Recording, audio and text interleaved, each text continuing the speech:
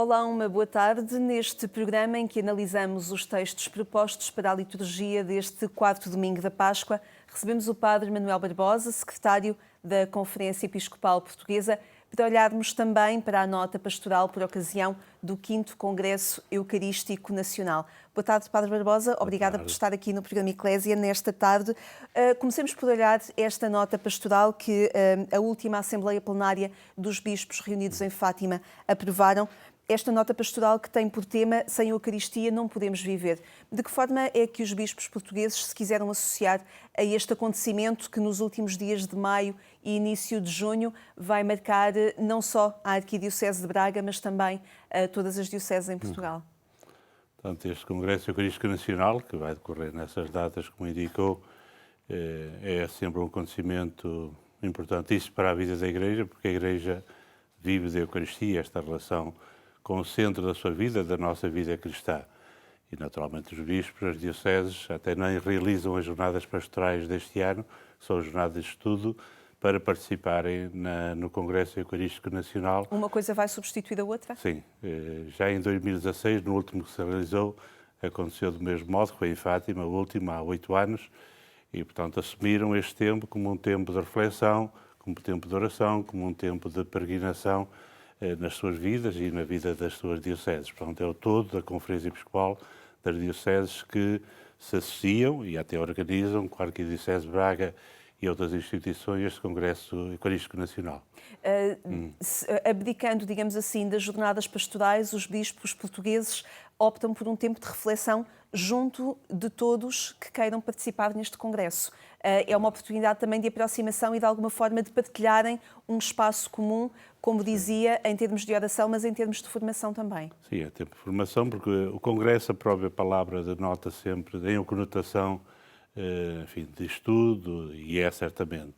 Mas quando se fala em Congresso Eucarístico tem esta dimensão de estudo, e os bispos, os delegados diocesanos e os grupos das dioceses, das congregações e associações e movimentos que vão estar presentes, é um todo que vai participar neste importante acontecimento. E os bispos estão presentes, como pastores das suas dioceses, para relevar precisamente a importância da Eucaristia. Sem Eucaristia, como diz o título, e já salientou, não podemos viver. Claro que podemos viver a nossa vida, mas na perspectiva cristã, sem Eucaristia não há vida cristã, no fundo. Antes de irmos um bocadinho mais àquilo que este título nos convoca, os bispos na Assembleia Plenária decidiram escrever uma nota para este Congresso, sublinhando não apenas através de um parágrafo, por exemplo, num comunicado final, mas escrevendo uma nota propositada para esta ocasião. De que forma é que os bispos, com uma nota pastoral, mostram a relevância, mas também a própria importância de se associarem a este encontro? E a nota pastoral tem, entre outros objetivos, tem este de ajudar a preparar, estamos na preparação do próprio Congresso, há também a oração que se vai rezando todos os dias, quem quiser, pelo Congresso, portanto, de preparar esse Congresso e, ao mesmo tempo, de incentivar a participação, que as pessoas se inscrevam neste acontecimento, porque vai ser um auditório para 1.500 pessoas, a parte do Congresso, e gostaríamos de encher esse auditório, não por sermos muitos ou poucos, mas pela importância da temática e disto que vale a vida da própria Igreja. E de que sinal é este também do Papa Francisco se associar a este encontro, enviando o cardeal Dom José Tolentino Mendonça como enviado especial para estes dias em Braga? É com muita alegria que acolhemos. É normal que nos congressos nacionais e eucarísticos, claro, haja sempre um enviado especial do Papa Francisco. E neste caso, enviar um cardeal português, com a relevância que ele tem na vida da Igreja, de toda a Igreja, na Igreja Universal, de dicastério que preside. Portanto, a sua presença marca precisamente esta dimensão, esta ligação das igrejas locais, das igrejas particulares, das dioceses, da Igreja em Portugal, a toda a Igreja Universal. Esta nota pretende, de alguma forma, também impulsionar atividades preparatórias nas próprias dioceses. Que expectativa de caminho é que se pode desenvolver também nas igrejas locais como preparação para estes dias de 31 de maio e 2 de junho? Sim, nas igrejas locais já estão a ser realizadas e fazem-se, por exemplo, vigílias de oração. No próprio site do Congresso há muitos elementos, subsídios, sobretudo a nível de oração. Há também catequeses sobre a Eucaristia.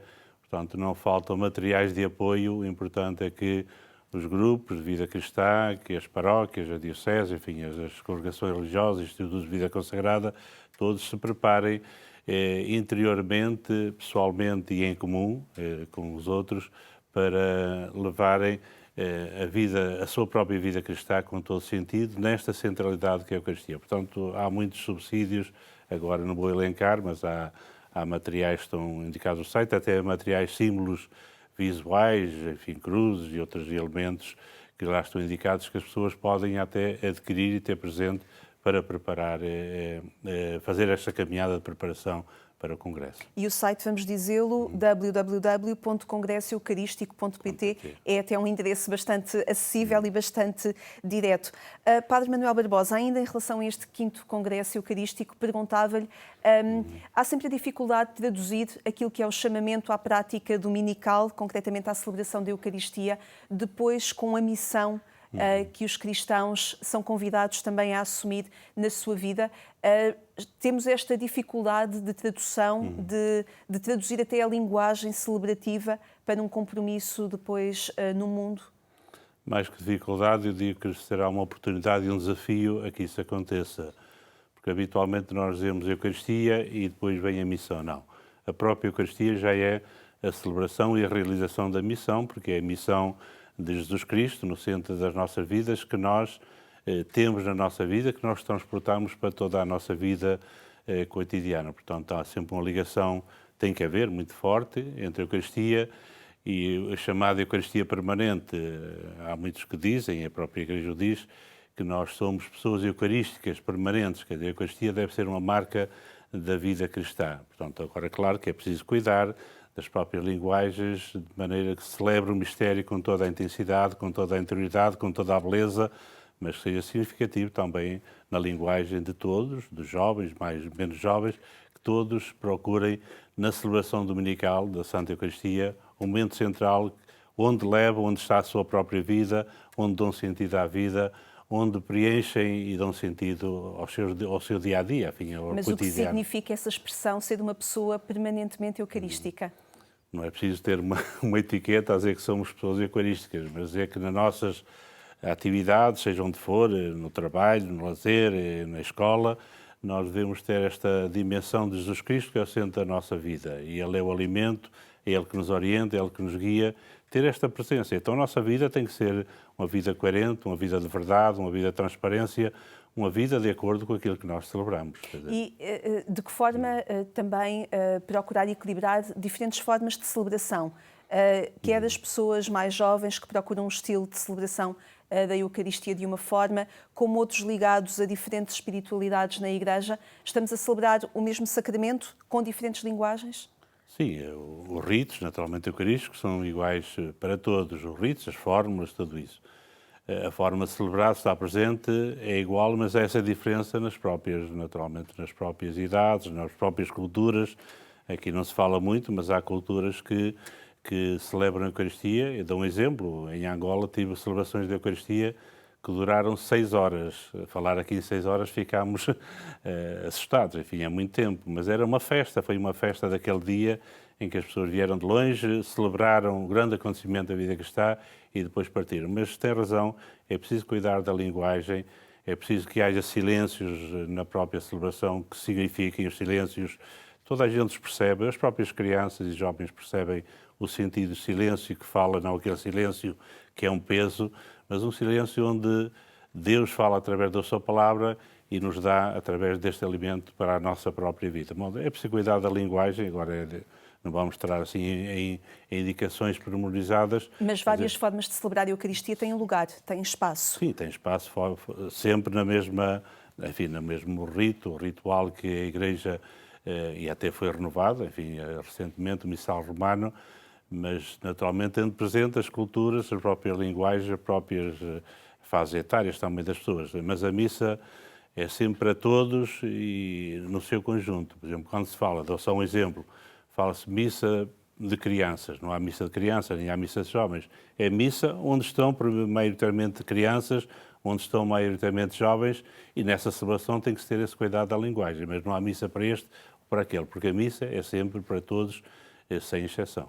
Um último parágrafo para apresentar ainda esta atividade, este congresso, este 5º Congresso Eucarístico Nacional. A nota pastoral aprovada pelos bispos fala, contextualizando este ano de oração que o Papa Francisco convocou rumo ao jubileu de 2025 e que a Eucaristia pode ser esse espaço também para consolidar a arte do bem celebrar, o silêncio, a escuta, o canto, a música, a adoração, procurando a nobreza da simplicidade e da beleza. São formas de ir ao essencial daquilo que o sacramento oferece, que o sacramento da Eucaristia oferece.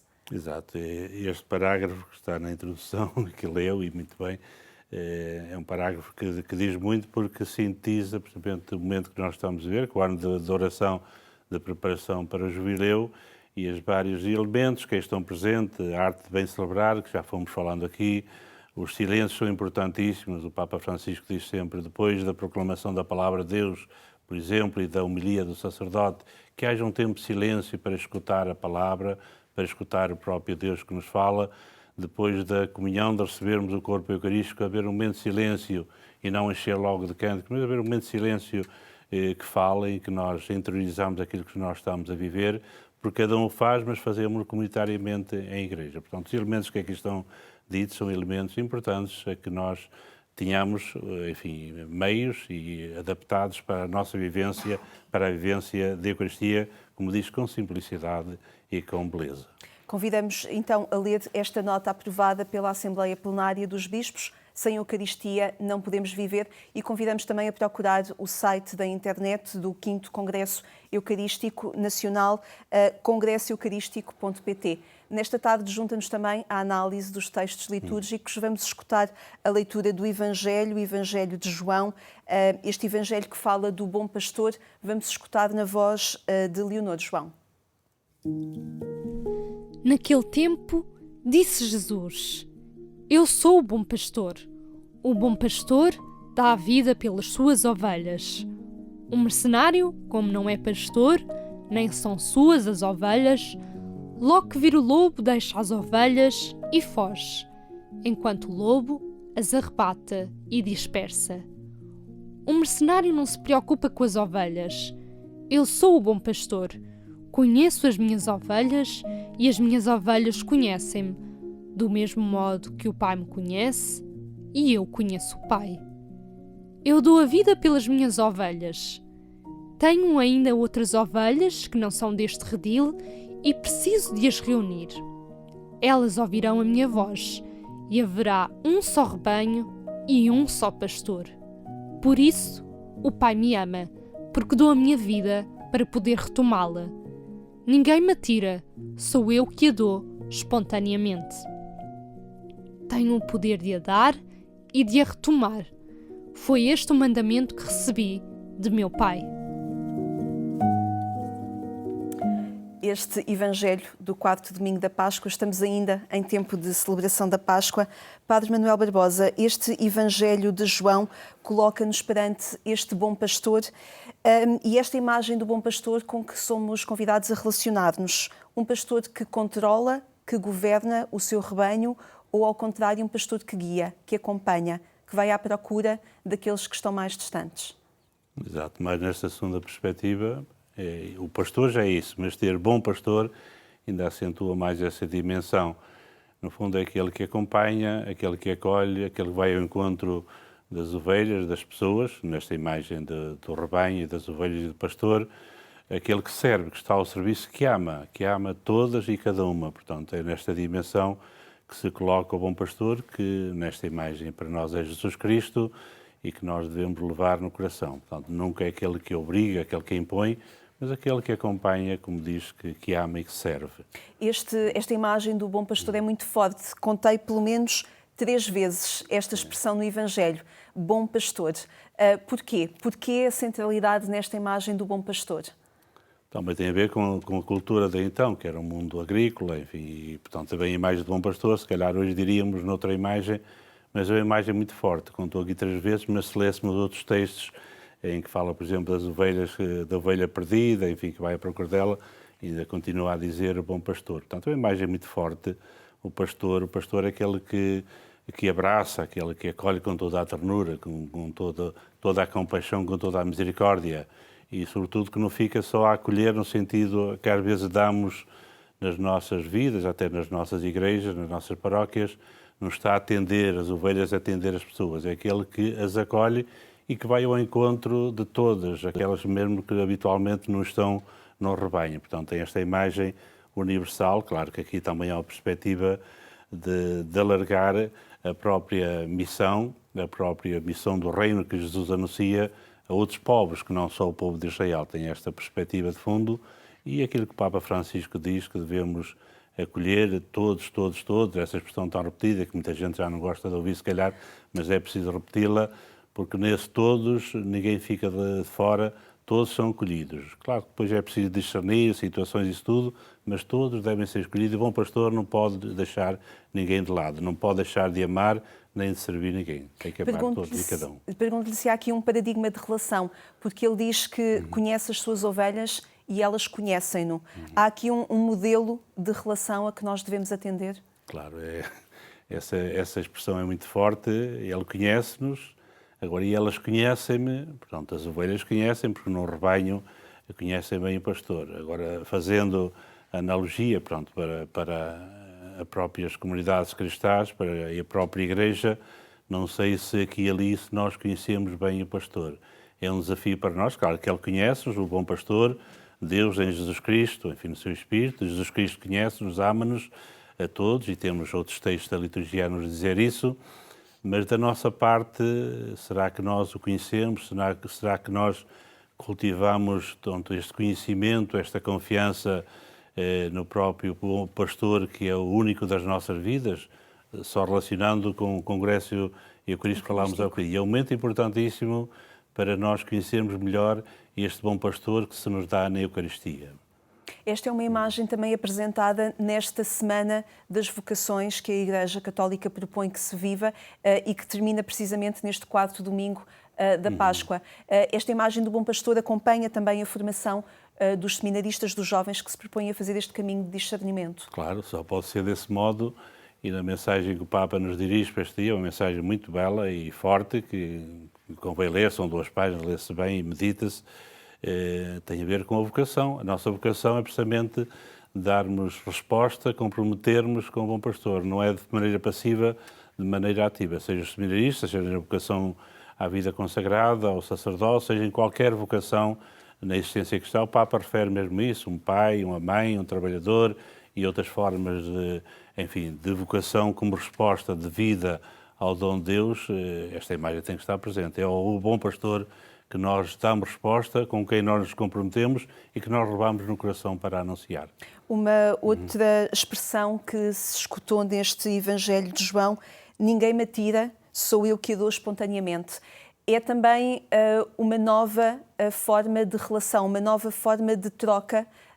Quando se pede numa relação, eu dou se tu deres, aqui Jesus afirma, ninguém me pede, sou eu que dou espontaneamente. É novamente um desafio de relação que Jesus nos confronta. É um desafio da relação, é um desafio da gratuidade, do gratuito, portanto, sem olhar, sem esperar recompensa. Não é? Deus, Jesus Cristo dá-se todo, dá-se até à morte na cruz como salvação, como vida nova para nós.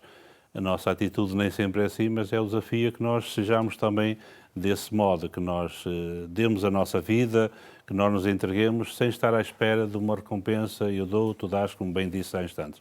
Portanto, é também um desafio importante para a nossa própria vocação.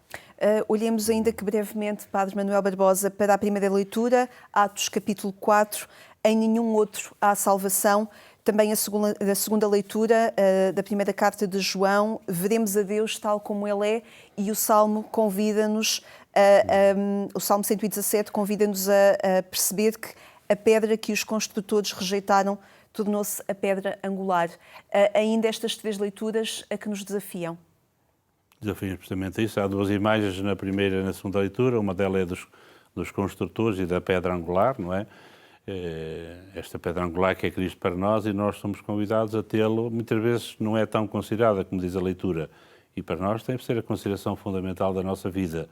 Como na perspectiva nós, da outra leitura, na imagem e a realidade, somos filhos de Deus, filhos amados por Deus. 2 vezes repete nesses 2 versículos da primeira carta de São João, é dizer que somos filhos, temos que viver como tal e temos que tentar assumir Deus como aquele que em Jesus Cristo é tudo na nossa vida, e nós vemos esta filiação na escuta do próprio Deus, na escuta do Espírito e na escuta uns dos outros, e até na dimensão sinodal a que somos chamados.